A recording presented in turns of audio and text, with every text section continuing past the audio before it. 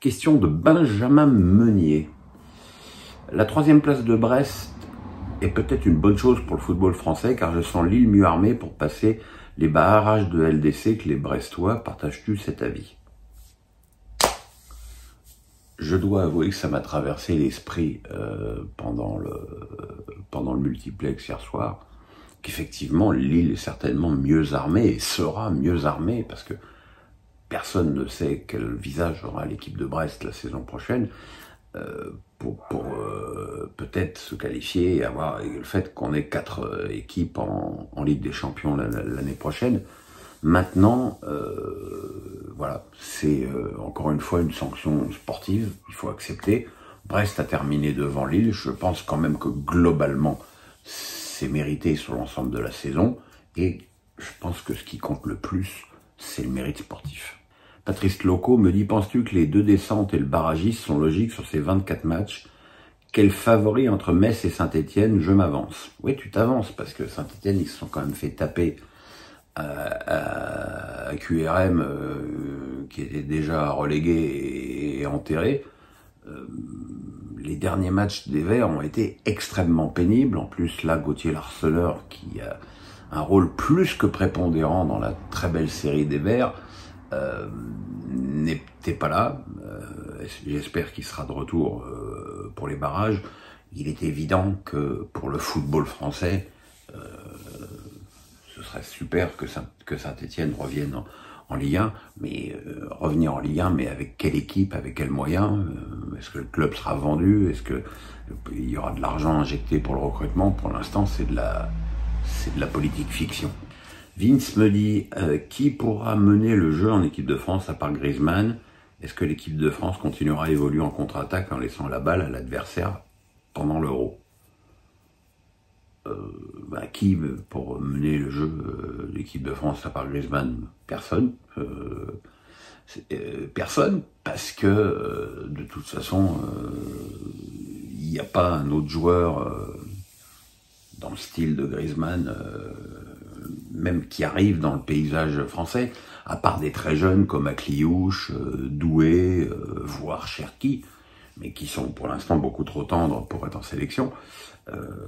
Mais c'est sûr que dans ces 3-là, ce serait bien pour le football français qu'il y en ait un qui devienne plus important que les autres et qu'il puisse prétendre à jouer en sélection.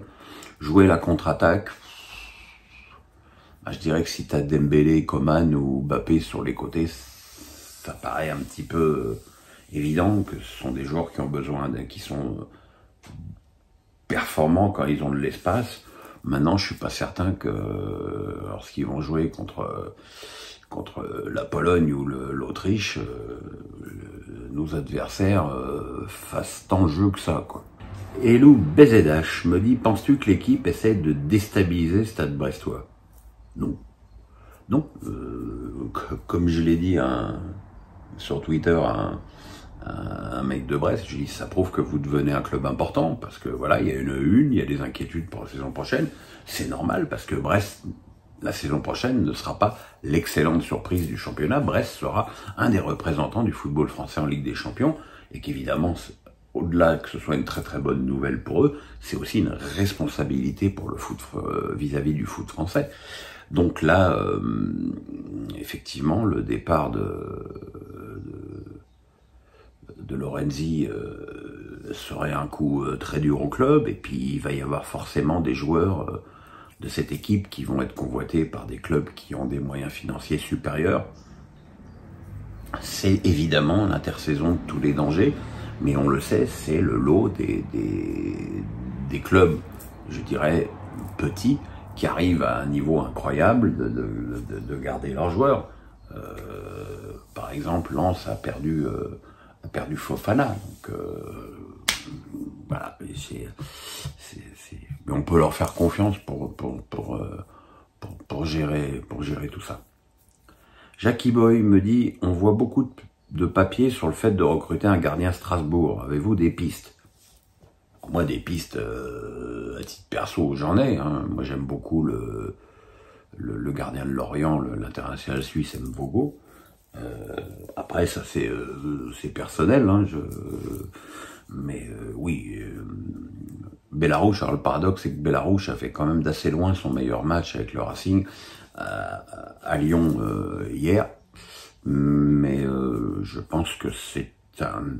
D'abord, pour moi, le poste de gardien est absolument fondamental dans une équipe de foot.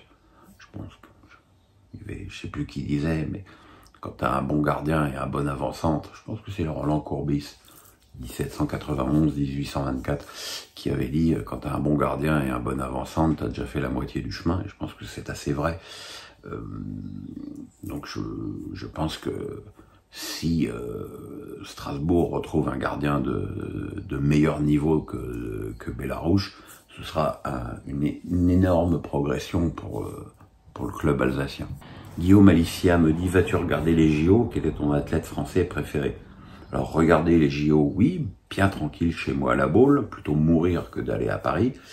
Je vais regarder les sports qui m'intéressent, c'est-à-dire que finalement assez peu, le hand, le basket, le foot, le tennis, et puis peut-être la finale du 100 mètres ou le tennis de table, parce qu'on a des bons Français, mais j'ai pas du tout l'âme multisport, moi. Mais j'espère qu'on aura plein de médailles pour les Français. Hartmann me dit, pensez-vous que le PSG doit se pencher sur Désiré Doué et qu'apporterait-il en tant que valeur ajoutée pour la saison prochaine au PSG? Oui, le PSG peut se pencher sur Désiré Doué, mais quand je lis que Rennes en attend 60 millions, je me dis qu'on marche sur la tronche, quoi. Parce que si Désiré Doué vaut 60 millions, ça met Mbappé à combien? C'est voilà, il a 18 ans, il a, c'est vrai, un très gros potentiel, mais un potentiel, ça reste un potentiel. On en a vu beaucoup, hein, qui passaient d'un club et arrivaient au PSG, bah, il n'y a plus personne. Hein. Fabian Ruiz, c'était un cadre indiscutable à Naples et c'était pas grand-chose au PSG. Soler était un joueur important du championnat espagnol. C'est un fantôme au PSG. Mukiele, même Ramos, Colomboigny. Enfin voilà, on en a plein. Excusez-moi, je ne suis pas seul. Voilà, la marche entre un club normal, entre guillemets, et le PSG, elle est immense, encore plus pour un joueur de 18 ans. Moi, à titre perso, dirigeant du PSG, jamais je mets 60 millions sur un joueur de 18 ans, qui a tout approuvé. Alors, j'ai tellement de questions que j'ai fait plusieurs dossiers, donc on passe au dossier suivant. Yvous me dit, les JO arrivent à grands pas, il y a potentiellement beaucoup de bons joueurs, mais pas encore une équipe, un collectif. Thierry Henry a-t-il assez de temps avec la fin des championnats pour monter un groupe compétitif? Y a-t-il une vraie chance de médaille?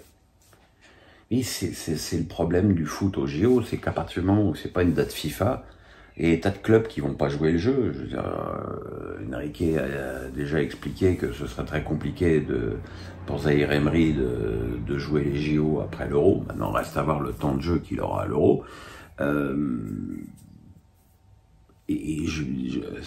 Enfin, je veux dire, avoir peu de temps pour bâtir une sélection pour les JO, c'est quelque chose de classique et d'aléatoire. Tout le monde le sait. Donc maintenant, voilà, ça va être le problème de Titi, de trouver la meilleure solution. Déjà, de définir les 3 joueurs en plus qu'il va pouvoir sélectionner.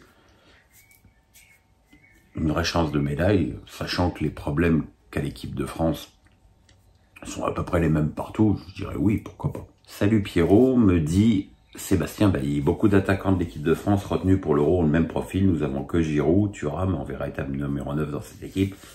Un Lacazette aurait été une solution supplémentaire, non? Oui, mais on le sait, je veux dire, faut arrêter de faire les naïfs. Deschamps n'aime pas et n'a pas confiance en Lacazette, donc il le sélectionnera jamais. J'espère pour lui qu'Alex sera présent au JO et qu'il pourra participer à une grande compétition cet été avec une équipe de France. Oui, Giroud, effectivement, je veux dire, après on a des profils d'avancante, que ce soit Thuram, voire encore une fois Mbappé, qui sont des avancantes qui portent plus la balle que Giroud, qui est un attaquant d'appui. C'est pas la première compétition où on se retrouve avec cette configuration. Hein. Jean Penacino me dit, d'abord merci pour toutes les vidéos que tu as faites tout au long de la saison pour répondre à nos interrogations. Si tu avais pu faire un autre métier que dans le milieu du sport, qu'est-ce que tu aurais voulu faire? Moi, j'aurais voulu être comédien. C'était ma première vocation. J'ai eu la chance, avec ma notoriété de journaliste, de tourner dans quelques films, où j'avais d'ailleurs toujours un rôle de ronchon, ce qui m'a pas obligé à faire de gros efforts en termes de jeu d'acteur, mais c'était chouette, quoi. C'était chouette. J'ai au moins eu la chance, je sais plus combien j'ai fait de films, 6 ou 7 ou 8, je m'en souviens plus. Enfin, il y a eu Big City, T'es une fois dans l'Oued, Beurre sur la ville, Les Tuches, Disco, 3-0, donc voilà, ouais, c'était des bons souvenirs. Alors, Sébastien Bailly me dit, que penses-tu du système de barrage pour les promotions et relégations? Savoir que Metz va peut-être se maintenir avec à peine 29 points, perso je trouve ça nul. Nice était descendu avec 42 points, mais pas descendu avec 42 points, mais avec 4 matchs de plus. Donc, c'est vrai que cette année, on a eu des équipes très faibles dans cette Ligue 1, et que ça a tiré vers le bas. Mais bon, on s'aperçoit que Strasbourg finit 13e avec 39 points, ce qui est pas si mal dans un championnat à 18 clubs.